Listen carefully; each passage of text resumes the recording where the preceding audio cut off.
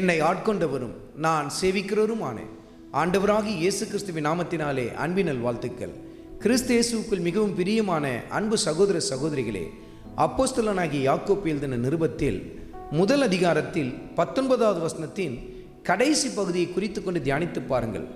கோபிக்கிறதற்கு தாமதமாயும் இருக்க கடவர்கள் என்று சொல்லி எழுதப்பட்டிருக்கிறதை நீங்கள் பார்க்க முடியும். கோபப்படுவதற்கு எப்படி இருக்க வேண்டும்? தாமதம் காட்ட வேண்டும் என்று சொல்லி கர்த்தருடைய ஆவியானவர் சுட்டி காட்டுகிறார்.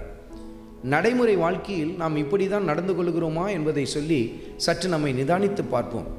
கோபப்படுவதற்கு தான் மனுஷன் தீவிரம் காட்டுவான். என்ன ஏதுன்னு சொல்லி எதையும் விசாரிக்கிறது இல்லை. உடனுக்குடன் சில பேர் கோபப்பட்டு பேசுவதை நம்ம பார்க்க முடியும். இன்னும் சில பேர் கோபம் தலைக்கேறிவிட்டால் என்ன பேசுகிறோம் என்பதே தெரியாமல் கெட்ட வார்த்தைகளை கூட பயன்படுத்த ஆரம்பிப்பார்கள்.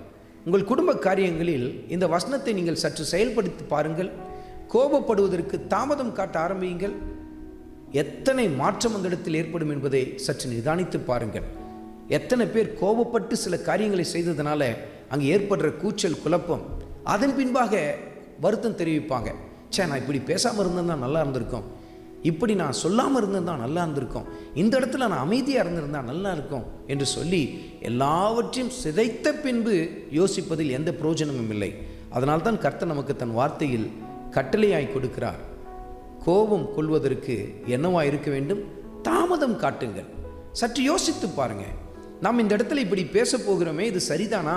ஒருவேளை நீங்கள் நினைக்கலாம், அவங்கள நறுக்குன்னு நான் கேள்வி கேட்டேன், எனக்கு கேட்ட பிரகாரமாகவே அவங்களுக்கு பதில் சொன்னேன் என்றெல்லாம் சொல்லி நீங்கள் உங்களை மெச்சிக்கொள்ளலாம். ஆனால் அந்த இடத்தில் ஆண்டவர் இயேசு கிறிஸ்துவுக்கு சாட்சியாய் நிற்க வேண்டிய நீங்கள் ஆண்டவர் இயேசு கிறிஸ்துவின் நாமத்திற்கு தூஷிப்பை கொண்டு வந்து விட்டீர்கள் என்பதை மறந்து போய்விடாதிருங்கள். கோபப்படுவதற்கு தாமதம் காட்ட ஆரம்பியுங்கள்.